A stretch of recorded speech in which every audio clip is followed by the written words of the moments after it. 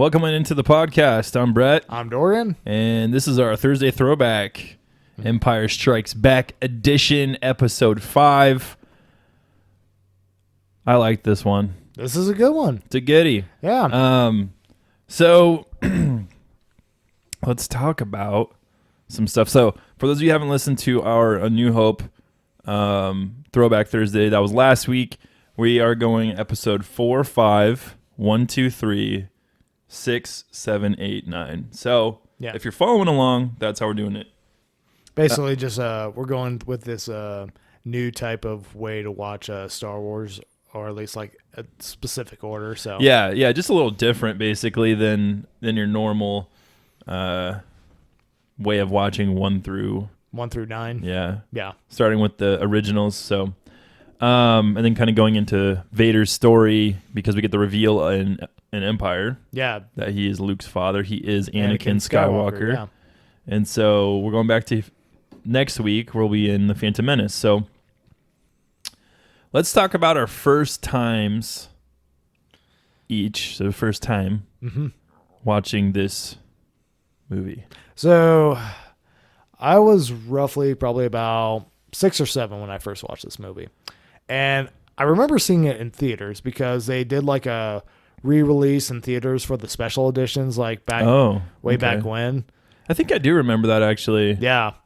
Yeah, so I mean, the first time I saw this was in theaters, so that was like a pretty dope experience. I think it was like one of the first times I actually went to the theater. Oh, cool. Yeah.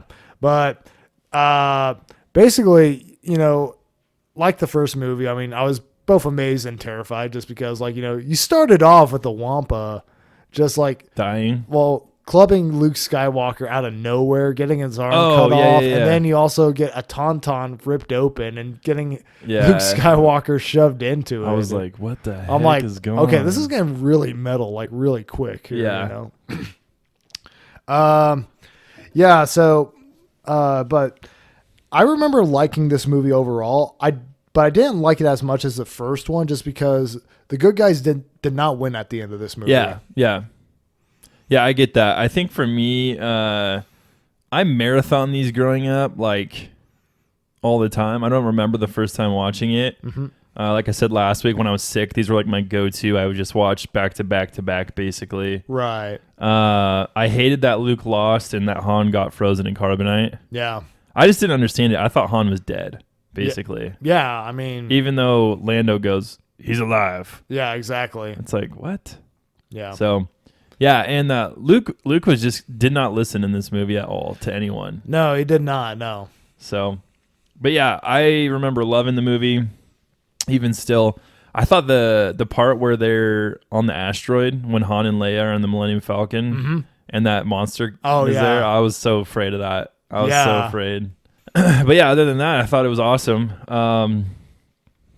So going through the rewatch now as adults, what's something that you may have noticed during your rewatch? So this is something that I didn't notice just for this movie, but I think for like the original trilogy movies, is there is a lot of talking that's going on in the lightsaber fights. Like it's not only just like a actual physical battle where you're clashing, swords together, but it's also a battle of like ideology and also, morals here as well. Yep. Yeah. I mean, for one thing I definitely noticed coming right off of watching A New Hope, bigger budget this time around, like higher production value, which I think is great. I mean, Darth Vader his suit looks a lot better. Whereas like you watch A New Hope, there's definitely some rough edges to that suit. I did notice in the scene where he's talking to Luke in that area where it's really windy, when he's like, on the catwalk, join me type of thing. Yeah, the top of his hat and like the back part, like because I think it's all attached, was moving. Oh, really? Yeah. Okay. Because his cape was moving from the wind. Gotcha. So it looked like it was getting blown back. I was like, oh, interesting. Gotcha.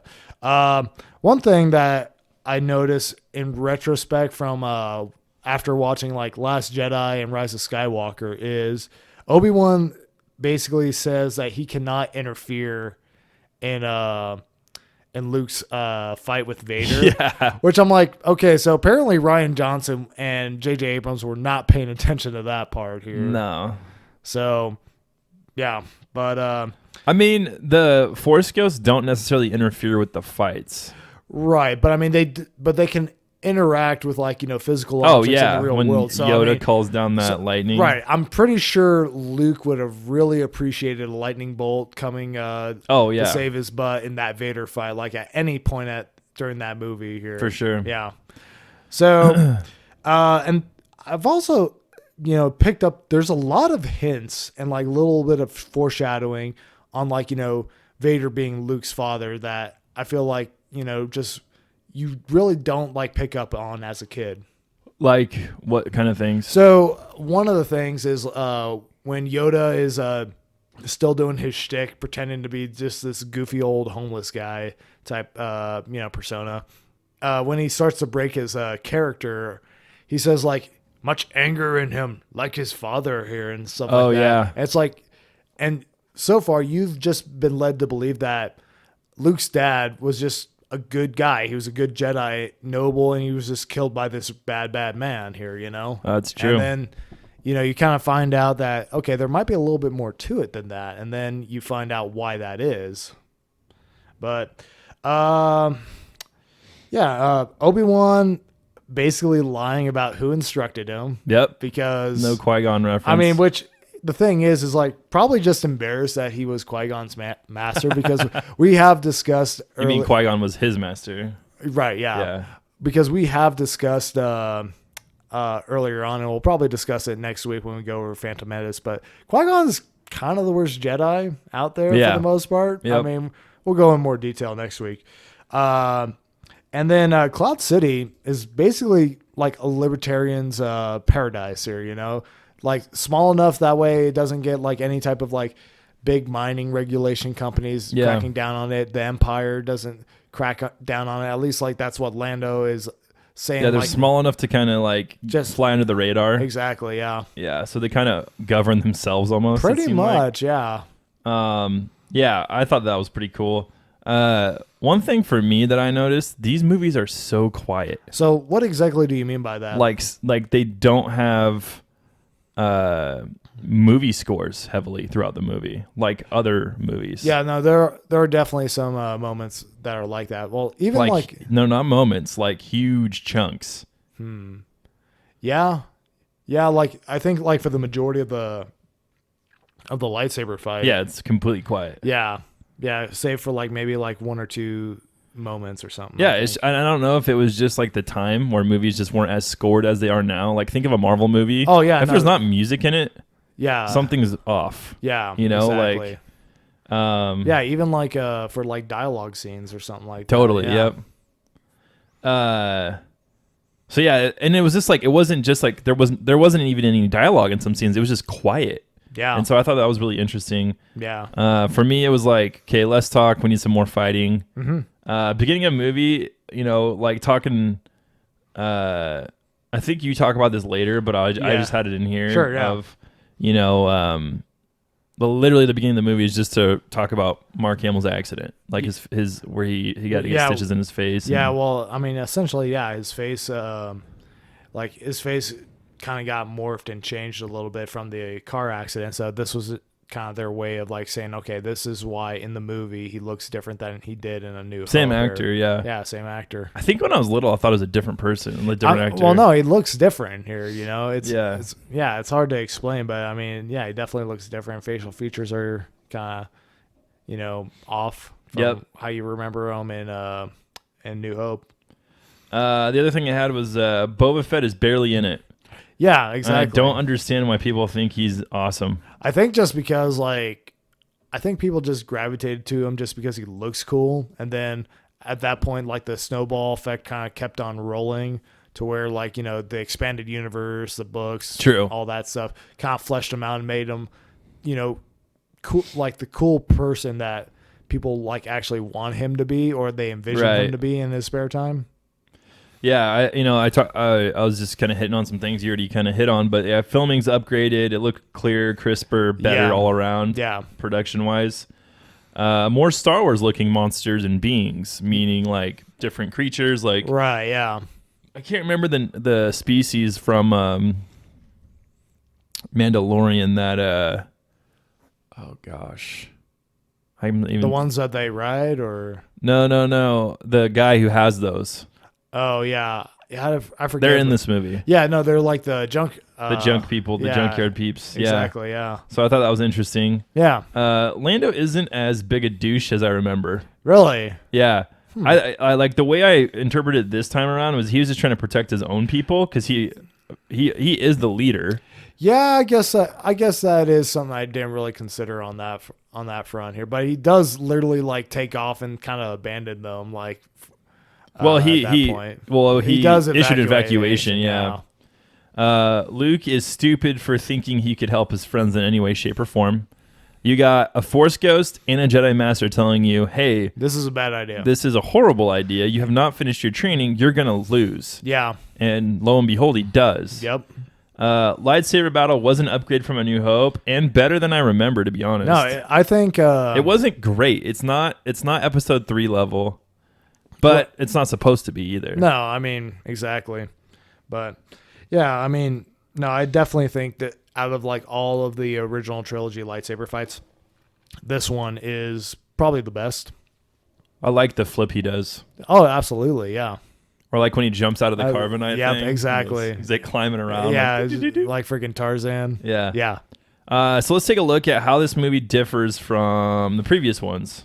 Yeah. So, or I guess the previous one, since there's only 2 at this point in the timeline. So I would say this movie, I mean, we talked about how it starts off with essentially a plot device to explain like Mark Hamill's face, kind of an interesting way to start it off. It doesn't like, immediately go with like the central conflict of the movie or like the central like, plot. It's kind of like saying, okay, here's this little side story that we're doing real quick here. Well, yeah, because in all honesty, this movie isn't, there's not like one goal for the movie. It's aftermath of A New Hope. Yeah, pretty much, because I mean this movie doesn't have like a clear objective like the first movie has. Like first movie, like pretty much from destroy the Death Star. Yeah, is like all about destroying the Death Star, and like pretty much every point or like pretty much every scene like after that is like building like closer and closer towards that here. This one is kind of a little bit more of a reactionary movie, Oh, 100%. They're starting out on Hoth. They're hiding from the Empire. The Empire, finds them on Hoth. They evacuate. They're starting to escape. Luke is training. Luke has that vision to where he needs to go and save his friends. They get captured in Cloud City, all that stuff. So, I mean, it's really kind of like the plot is kind of like flying by the seat of its pants a little bit and just very reactionary to like, what's happening or what's going on here, Sure. Yeah. Yeah. So for me, this is an aftermath movie, and, it takes place right after the destruction of the Death Star, pretty close at least. And I think like really what I credit this movie for is the huge world building and character development it does. Yeah, no, I mean it does it insanely well too. It does, and I mean you see more planets in this movie, and like more planets. And, well, I mean more characters. And one thing I will say about A New Hope that I'm kind of looking back on it after watching this movie, I'm a little more critical about now that I think about it, is in A New Hope, pretty much the only planet we really get to see is Tatooine, because you do see Yavin, but that's like barely anything, and you don't get to see like, what makes that planet unique, what makes that planet special. Here you're seeing like, okay, here's Hoth, it's got like, it's frozen ice planet, yeah. Ice planet. It's got like monsters and all sub-zero temperatures, and then you also have Dagobah, which is basically just a swamp planet that's kind of dangerous. And then you have Cloud City or like, Bespin. Yeah, it's a ton of different places. Exactly. And I mean, they're all kind of different from each other here. Yeah, it was really cool. Yeah. So I do credit this. I think this movie did the most story building, world building for the entire Star Wars mythos for the original series. You're probably right on that one. Yeah. It also has like a much darker tone in both, tone and all like, also like the filming of it was just darker. Yeah, no, like more low light shots or something like that. Yeah, and I think that's just part of like where they decided to shoot. Like Dagobah's dark. The fight within Cloud City and all that, like, it's a lower light setting, exactly. Yeah, and so and that probably adds to the tone of it. But Yeah, just all around, like, just darker storyline, like the heroes don't win. Yeah. Things don't go according to plan. So, but I really, it's really good. Yeah. So, Yeah, no, I mean, no. Another thing that I think does this movie is different from the other ones is you pretty much from the get-go, you're pretty much splitting up the main cast here, Yeah. You're kind of having everybody do their own thing, going on their own missions for the most part. Whereas like in the first movie, like it was kind of all about bringing the cast together here. Right. Now they're split up on different missions, kind of. Yep. So yeah, it's a way different movie than A New Hope. It is, yeah. So let's take a look at the characters. You want to start it off? Sure. So, I mean, first up on the list, let's start with the main character, which is Luke, for all intents and purposes. I mean, in this movie, he's kind of starting to morph out of the traditional, like, hero archetype that we saw him in A New Hope. He's having a lot more inner conflict in this movie, and by the end of it, he's filled with doubt. He does not prevail like he does in the first movie. The first movie, he was the hero. He was the thing. He blew up the Death Star. Yep. And this one, he basically fails to essentially save his friends. It turns out his friends end up saving him instead. Yeah. Yep. Yeah, he's a broken hero. He's still kind of whiny. Kind of. I mean, not as bad. Well, yeah. I mean, not Anakin level. No, we're not talking Anakin level here. He doesn't listen well. He does not. No. He's pretty brash and not as level-headed as the last movie. I think the inner turmoil you were talking about has kind of brought in some judgment, like not judgment. Lapses in judgment, or yes, completely. Because for the most part in the last movie, Luke listened to Obi-Wan. Luke listened to the rebels and did his job. Like he did what he's supposed to do. For the most part, I mean, he didn't listen to Obi-Wan when Obi-Wan told him to, like, hey, stay in this control room. Oh, that's true. And all that. But I mean, but by and large, yeah, I mean, like, he does not listen to, like, his mentor figures in this movie. No. So yeah, that's all I have for Luke, though. Heck, even like Leia was like trying to tell him, hey, no, it's a trap. Don't follow. Yeah, and he's like, okay. He's like, you know what? I'm gonna follow you. Yeah. Yeah. So let's take a look at Han. Yeah, so Han is still somewhat of an anti-hero. He still has kind of that, a little bit of that personal selfish motivations. Like at the beginning of the movie, he's talking about leaving because he's got the bounty he's got to pay off in order to actually step outside of Hoth every once in a while and actually like be in the galaxy without being like hunted by mercenaries here. For the most part. Yeah. But you see him be a lot less selfish in this movie. You have him go with like a lot more acts of selflessness. Like even in the beginning of the movie, he's going out risking his life to save Luke. He's essentially like puts Leia before himself when he tells Chewie to stand down. It's like, hey, I'm just gonna have to be frozen in carbonite. Hopefully everything turns out well, but you need to take care of Leia. This, like, don't stop fighting. Stop whatever it is you're doing here. Yeah. And no, I mean, and obviously he starts developing feelings for Leia, and vice versa. Yeah. Yeah. No, yeah, I kind of disagree with you. I think when it comes to like the anti-hero persona, I think this movie is huge for Han. Like you see a lot of growth for him. You do, yes. At this point, and this is kind of my reasoning, I guess, for why I see it a little bit differently, at least with Han's character. He could have been gone come the beginning of this movie. He could have been, yeah. But he stick around. The first thing he did was go out into the wilderness, basically, of this ice planet to find Luke. Yeah. Where he could have easily died. Right. And then he's constantly doing stuff for other people in this movie, all the way from the beginning. So I think for this, like, he might still have streaks of like, there's like selfishness within him. Yeah. But I think we kind of see that dissipate completely, even in that scene what you're talking about, where he tells Chewie, he's like, "You need to take care of her now. Yeah. I have to go do this. Don't make this worse than it is." Yeah, exactly. And kind of almost sacrifices himself. Pretty much, yeah. So that they're safe. Right. And then Lando keeps getting hosed because, obviously Vader lies about everything. And Yeah. it was like, he's Yeah. like, I am well, they get to come with altering the me. deal. And then he's like, I'm altering the deal. And he's Yeah. like, at that point, he's like, all right, Yeah. I'm out. Like, I'm going to get them out of here, which he does. He does, yeah. But Yeah, I think this movie, out of all the movies, is the biggest character development piece for Han himself. this is definitely like, I feel like the turning point for his character because, again, like, yeah, he still has his personal motivations for doing things here in terms, at least like starting out in the movie. But this is where he fully morphs into like becoming a hero. selfless. Yeah, a hero. Yeah, essentially. exactly. Yeah. All right, let's talk about his right hand man, Chewbacca. Yeah.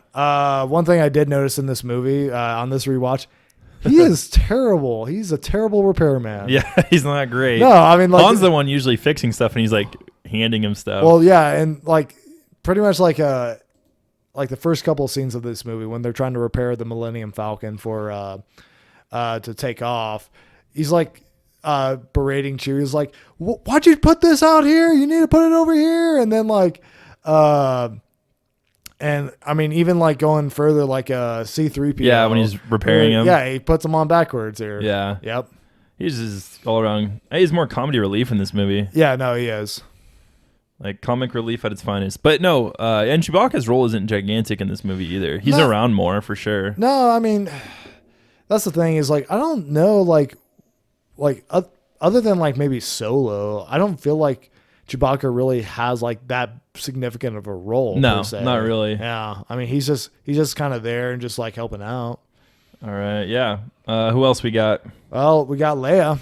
Leia. So she's still the sassy princess here. Yep. I mean, the main thing like that's new with her is is her relationship with Han. And, it's kind of like something that she's kind of reluctant to here. Oh, big time. Yeah. Yeah. I think for me, like we find out kind of she's force sensitive when Luke's reaching out with the force. Yeah, we do find that out. Yeah. When he's like Leia, and then she's like she hears him, and they come back to him. Which is also shortly after that conversation with Yoda and Obi-Wan, where about like he's like that another. boy's our only hope, and they're like there's another. But from what I've understood about the chronologic, or like how this it was not intended to be Leia. Yeah. At this point, which is interesting. It is interesting, yeah. She likes to kiss everyone. She does, yeah. Multiple times in this movie she kisses Han, and multiple times she kisses Luke. Yep, she does. And I think the first kiss with Luke is hilarious. When he does like the he's just like the Chewie move. Yeah, he's feeling pretty good about himself, and Chewie's like mumbling something. Yeah, Han's just like, take it easy, all right? Yeah. Yeah, I thought that was pretty funny. Yeah. So, but and then moving on, I mean, we have Lando. I mean, basically, he's the guy who tries to make the best out of a bad situation here. Yeah. I mean, I originally put he is kind of, to a certain degree, he is selfish. I mean, he is cut from the same cloth as Han is. Oh, for sure. But I mean, it's like, yeah, I do understand the point that you're making, that he does have a city to look out for here, and that comes with a pretty big responsibility here. Yeah. Yeah. Yeah, so that was kind of what I was going to say about Lando, is that he's just looking out. He's not looking out for just himself, but his people. Mm-hmm. And he's probably, I mean, like you said, trying to make the best of a bad situation. He's got these guys that show up, and it's the Empire, and he's like, "What?" He's probably like, "What the heck is the Empire doing here?" Yeah. And then they probably threaten him, like, "Hey, we're going to take these guys, or we're going to do something. We're going to take over your whatever his threat was." Well, right. I mean, essentially, so he made a deal. Yeah. They came. Yeah. Right, and he handed him over. He's like, "Hey." He's basically Judas of Star Wars here. Kind of, yeah, a little bit. He is. I mean, he does have redemption in the next movie, though. He does, yeah. And even the later movies. Yeah, this movie too, because he saves Luke and he saves gets Leia and Chewie out of there. Yeah, exactly. But so. Yeah, and then moving on, we got Yoda, which if there was ever a podcast Tim Seabrook needed to be on, it's this one. It's probably this one here. Nobody knows where he is anymore, though. No, but yeah, so I mean, Yoda, he's everybody's favorite dyslexic Muppet. Yeah, I mean, pretty much. But he steals the show. Yeah, I mean, he's funny, he's wise. Like I thought he was hilarious as a kid. Oh, every kid does, I think. Like the part where he's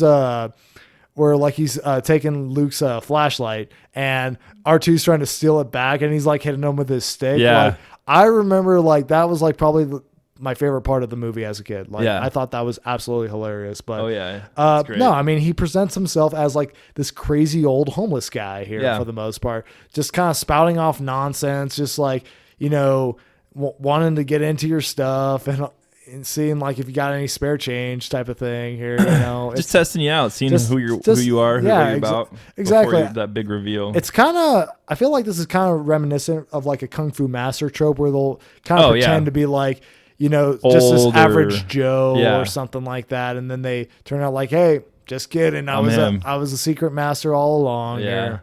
But no, I would probably say best puppet ever made.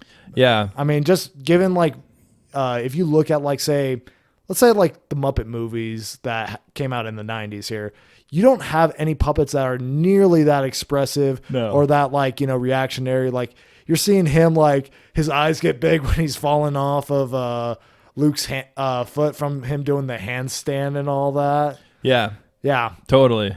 And for me, Yoda is that character that really gave us a huge insight into the Force. No, big time. I mean, Obi-Wan kind of just gives you like a tease. Yeah, the cliff notes of it. Like this is kind of like where you actually get into, okay, what is the light side of the Force? What is the dark side of the Force? And you know, why are they different? Why, like, you know, what is the Force in general here? Right, and we kind of get like, you know, you have like the choking that Vader does, but you don't really ever see like powers other than earlier in the movie when Luke gets his lightsaber out of the ice. Yeah, he pulls it out. Yeah. And then you see it on a way bigger scale with the X-Wing. The X-Wing, yeah. And then like when he's training, he's doing flips, and then he's also bouncing the rocks and everything, and balancing himself as well here. Yep. Yeah. But yeah, I dig Yoda. Yeah.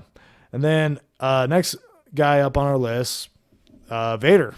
I mean, classic. No, I mean, still the classic movie villain, still a cool bad guy. I mean, this kind of fleshes him out a little bit more, adds a more, you know, more depth to him than just being kind of like a one-dimensional character. He's got, you know, more intrigue. He's you know, he's got more background story and motivations. Like, because in this one, you just think he's just, for the most part, you think he's just some guy that is just following his boss's orders here. He's not even like, you know, the brains behind the operation. And it turns out like, no, I have my own plans. I want to overthrow the Empire, and I want you to be at my side, Luke. Right. And then, you know, he also goes through commanding officers like their tissue, basically. Yeah, he chokes them, kills them if they out. Mess up. Exactly. I would want to just be a little peon if I was in the Empire. Yeah, no. I would not want to be high ranking. No. He kills him for nothing, basically. But I like how he has way more dialogue, and we get a way bigger background into it. Like you see the Emperor's, which that was all redone, wasn't it? No, that had to have been. No, it absolutely was. I was like, this looks way too good. Yeah, no, well, even the dialogue too. Like the dialogue. Well, and Boba Fett speaks way more, I feel like, in these movies than he did before. I don't know. And it's with Jango Fett's voice. Is it? Yeah, okay. They changed it. Yeah, I mean, I guess it makes sense canonically for that to happen, but yeah. No, well, and yeah, but no, that whole like Emperor scene is definitely changed. They've added dialogue, changed dialogue because to kind of better fit with like the prequels and what happens there. Yeah. Yeah, I like how you get to see Vader almost, and this is with foresight obviously and knowledge, but his mercy, like that he shows to Luke in this movie. Yeah, no, this is like the first time he actually decides, or like actually is like, you know, merciful for, you know, for like anybody really. Yeah, so you kind of see him like almost foreshadowing like, hey, Vader probably won't kill Luke. Like, that's not what he's going to do because it's his son. He wants him to join him, whatever that looks like. Mm-hmm. When Vader could have easily killed him. Honestly, now even watching the fight scene between Luke and Vader, I think Vader was toying with him up until Luke hit him in the shoulder. Yeah. And he got mad and then cut off his hand. Yeah. Well, and then which is kind of interesting because it's like, would that actually hurt him? Because like all of his limbs are robotic. He wasn't cut up to that point. Like his arms aren't completely. Well, because it was his right arm. Is that the one that he loses in Attack of the Clones? I don't know. I can't remember if it's his right or his left. Okay. It might be his right. But even still, he didn't chop him off from the shoulder. Okay. He chopped it off, like if you think about like your forearm and your hand. Yeah, I'm trying to remember exactly. And at his knees. Yeah, I'm trying to exactly remember where he got chopped off. We'll have to figure that out when we get. No, I'm sure it was flesh. Yeah. Yeah. But anyhow, yeah, I mean, you see at the beginning of the fight, like his intention isn't to really like, kill him. It's more to capture him more than anything. Yeah, well, even the Emperor's like, yeah, we could use him. Yeah, exactly. Which the Emperor's just wanting him and probably getting rid of Vader at this point. Well, I mean, we don't know that. Well, no, I mean, we do know that just because like at the, pretty much like at the in the Return of the Jedi, that is pretty much addressed here where they're talking about like. But at this point, we don't know that. Right. In Empire. Right. So let's talk about the impact of this movie and just kind of what it means for and what it meant really for the fandom and the movie industry. Yeah. So, I mean, I think this is the movie that showed Hollywood how sequels are done just because sequels in Hollywood are typically like a business of you retread the old material and they're never really as good or on par with like the original here. Yeah. And no, I think this movie does not retread any old ground whatsoever. It's like completely new territory for the most part. It evolves the characters and story further while staying true to like what made it great in the first place. Totally. And it's super unique to the original. It is, yeah. Almost zero of the same story beats. Exactly, yeah. Yeah. Yeah. I think it redefined plot twists. I mean, oh yeah. I Am Your Father is probably the most iconic movie scene in history. I mean, I don't think he's like, Luke's like, he says, "You killed my father." He's like, "No, pause for a long time. Yeah. I am your father." Yeah. I mean, and no, it does a really good job of foreshadowing the twist. Yeah. But it doesn't give you enough information to really like, just for you to like completely figure it out per se. That is his dad? Right. At least like. Oh, because he could be lying or something like that. Well, right. But basically what I'm getting at is like it, it does a good job of foreshadowing like to justify its existence. That way it's not like just something that's coming out of nowhere. Sure. But at the same time, it does a good enough job to hide it to, keep you surprised when it does happen here. Yep. Yeah. No, I agree. The only thing I wrote for that plot twist part when like Luke has the ugliest cry face ever. Oh, he absolutely And does. I remember crying, like being there with him, like, no. I mean, the thing about that part is, I mean, I kind of wish I was a little bit older when I first watched this movie because I did not understand the impact of that. No, I didn't either, really. That twist here, I was just like, I'm like, oh, okay, I guess the bad robot man is Luke's dad. Yep. I mean, that kind of sucks, but whatever. Whatever. But yeah, and then I think this is like one of the first movies that where the good guys don't win at the end here because I think by and large it's like the old trope. Everybody loves a happy ending thing, and that's what they pretty much go for. But yeah, I think the good guys don't win, or they have like more of a hollow victory, and I think that inspired movies like say like Seven, Infinity War most definitely. Yep. Even The Dark Knight I think takes that inspiration. Totally. Yeah. Well, let's take a quick break, Okay. and we'll be back with some favorite moments. All right.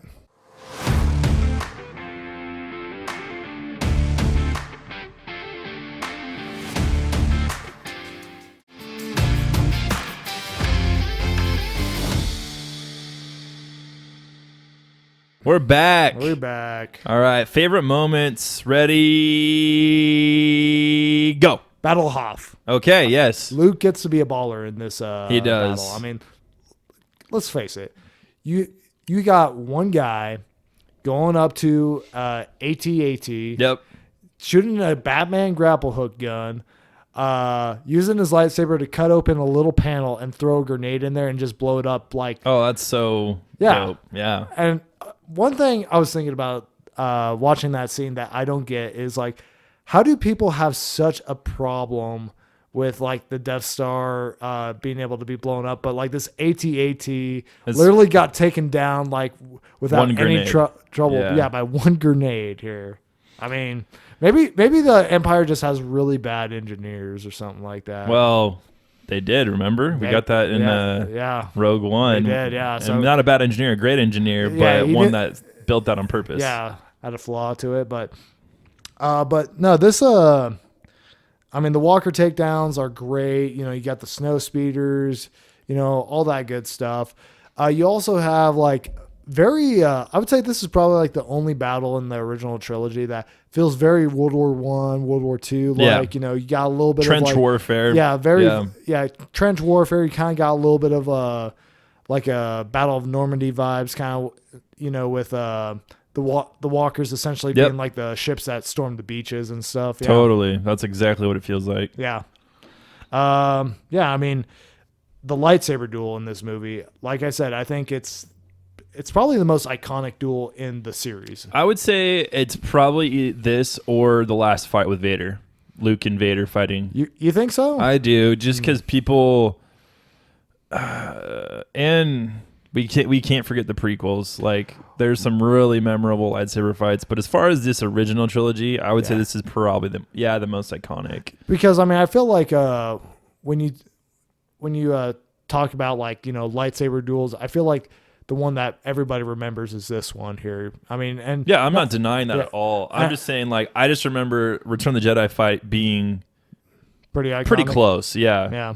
But no, I mean, obviously leaps and bounds better than the Obi-Wan Vader duel that we got in you know, New Hope. And I mean, I think that's just where you see that higher budget, higher production value actually paying off. Yep. And it's also a good showcase of not just, like, you know, the lightsaber fighting, but also like the Force as well, because you got Luke jumping out of the carbonite pit, and then, like, you know, using the Force to grab his lightsaber. You have Vader using the Force to, like, have, like, all these objects, like, fly at Luke and knock him out the window. And I mean, no, it's like I mentioned earlier, best lightsaber fight of the original trilogy. Yeah. And it ends with, "I am your father." Like, I feel like it's hard to top that in any way. Oh, yeah, shape, for or sure. Form. Yeah. I think, there's definitely parallels between this fight and the fight on the second Death Star. You know, like, where he's fighting him, he has that issue. And the other one, you know, Luke beats him essentially. And chops off his hand instead here. Yeah. So, yeah, no, they're both good. But my favorite moments, I don't know. I love it when Han's about to go into Carbonite. And she says, I love you. He says, I know. He's such a prick. Dude, that's the best. It's so good, though. Yeah. That's the best. Yep. And then Yoda training Luke's awesome. Getting to see that. Yeah. Do or do not, there is no try. Words when he's to talking live by. Yeah, I mean, dude, people still quote it. I was watching the movie with my wife, and she's seen the movie, but sure. When he says that, he goes, she went like, is that where this came from? Do or do not, there is no try. I'm like, yeah. This like, she's like, a lot of people say that. I'm like, I know. It's like it's just advice. Yeah, is what it is. Straight up. Yeah. But yeah, those are some of my favorite moments, and I totally agree with you. Battle of Hoth is super dope. The lightsaber duel is amazing. I think those are probably the best moments in there. Really, yeah, I think so too. Yeah. So yeah. I mean, getting into what we're not crazy about. Not a lot. I mean, no. I mean, the criticism I have of this movie or criticisms I have are very minor. I mean, they do not, like, derail the movie, so don't get all butthurt if, like, you know, if I just say something that you don't personally agree with here. But I think it slows down in the middle. I think, you know, a little bit. I mean, it's still interesting because, you know, you're learning more about the Force with Yoda and all that, and you are having, like, that essentially Han and the rest of the gang on the run from the Empire, and just, like, jumping from one bad situation to another, and then, you know, just eventually making their way to Cloud City here. And once it's like the Empire shows up at Cloud City, things start picking up steam again. Totally, yeah. But I don't think it has, like, a main focus that pushes the movie forward like the first one. Like, you know, the whole, like, Death Star plot line where it was like, again, from the get-go, it's like, okay, we are sending these plans in this R2 unit. He's got to go find Obi-Wan. That way we can start, you know, we can get the plans to, you know, the rebellion. Yeah. Blow up the Death Star. Sure. Yeah. I think I disagree a little bit. I think there is a central kind of theme pushing it. Like, there's the aftermath part where Luke goes and starts training. Sure, yeah. Then as he's training, he has that vision that and doesn't know what happens to his friends or the rebellion. So he's like, I have to go help. Yeah. So it's this next call to action, even though his superiors are like, don't go. Yeah. It'll be your downfall. Like, and so, yeah, but I mean, I don't have a lot of bad things to say about this. My biggest discrepancies, the inconsistencies with the pronunciation Han and Han yeah. is so irritating. Yeah. Like, I'm like, did they not pay attention to that? Like, is it Han or Han? Well, and because everyone knows that him as Han Solo, right? And that's how he introduces himself. Like in the first scene in the cantina, I'm Han Solo. Yeah. So, but they just like Leia calling him Han, and then switching back and forth. Yeah, switching back and forth. It's throughout like, the movie. yeah. I mean, I know Lucas did not direct this one because I think he was working on Raiders of the Lost Ark during this time. But I mean, I feel like you at least have some like safeguards, or at least like you see like the takes of the movie and say, yeah, no, we need to change that pronunciation there. And then even the mispronouncing Tatooine. Yeah. I was like, well, and it's Luke that says it, right? Yeah. Yeah, and he grew up there. I know. I mean, is that just like the way the locals say it? Just I don't know. Add a little bit extra flair. Well, that kind of reminds me of we live in the Pacific Northwest, and some people say, like if you talk about Idaho, yeah. If you talk about Boise, yeah. Some people say Boise, yeah, or Boise. People around the Northwest say Boise. Yeah. If you're not from the Northwest, you probably say Boise. Yeah. Because of that Leonard Skinner song. Maybe. I don't know, man. Anyway. But yeah, that's the only things I have a discrepancy about in this movie. Yeah. Yeah, no. I mean, not much to really complain about in this movie. No. Final thoughts. This is hailed by many Star Wars fans as the best Star Wars movie, and it's not hard to see why. The movie holds up very well. I think the first movie set the bar for like Hollywood movies, and I think this movie raised the bar even further.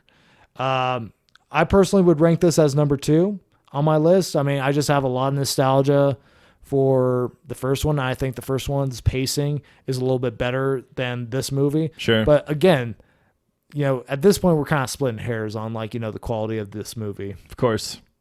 Yeah, it's so close for me. Like, I'm still going to keep this at 1 just because it has been my number 1. Sure. I mean, but literally, it's such a different movie than A New Hope. Mm-hmm.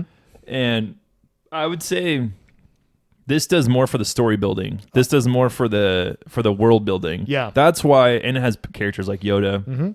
That's why it makes that eke of a jump to the number 1 slot versus A New Hope being my number 1. Yeah. For now, Yeah. No, fair enough. Anyway, that's it. Thanks for listening. We greatly appreciate it. Check us out on our social medias, on Patreon. Have an awesome week. Stay tuned because we have our next weekly show coming out Monday, and then next Thursday is Phantom Menace. So stay tuned for that. And remember, everyone's a nerd about something.